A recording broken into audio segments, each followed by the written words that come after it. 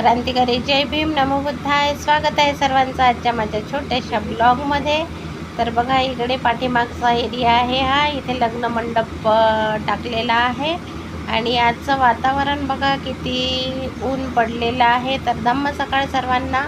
इकडे ॲलोवेराचं झाड माझ्या गॅलरीत लागलेलं आहे. हे पण पिवळसर पडलं होतं आणि तुळशीचं झाड पण होतं दारामध्ये, तुळस लावलेली तर ती पण वाढली उन्हाने. आणि बघा मी पाणी टाकून त्याला अशी छोटी छोटी पालवी पण फुटत आहे. तर वाढेल झाड असं वाटत आहे मला. आणि हे जास्वंदाचं झाड आहे. जास्वंदाच्या झाडाला 12ही महिने फुले असतात, पण आता या झाडाला काय झालं माहिती नाही.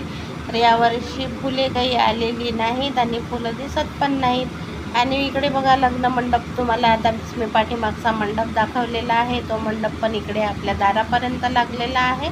आणि असं स्वच्छ निर्मळ खूप ऊन पडलेलं आहे आपल्या शहरामध्ये. तर बघा आजचं वातावरण कसं आहे. आणि इकडे माझ्या काळजाचा तुकडा झोपलेला आहे, कारण रात्रभर तो घरी नव्हता आणि तो शूटवर गेला होता. तर रात्रभर झोप झाली नाही. तर मी त्याला इकडे कूलर लावून दिलं, इकडे पंखा लावून दिला, कारण खूप गरम होत आहे, उमस निघत आहे.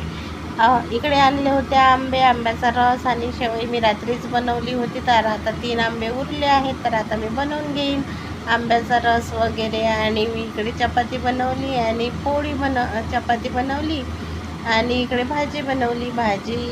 भाजीला काहीच नव्हतं. 2 वांगे, 1 आलू होता. तर म्हटलं भाजी पुरणार नाही, तर मग त्यामध्ये मी थोडीशी डाळ ॲड केली आणि मग आजची भाजी बनवून टाकली. तर मग अशी झाली भाजी आजची.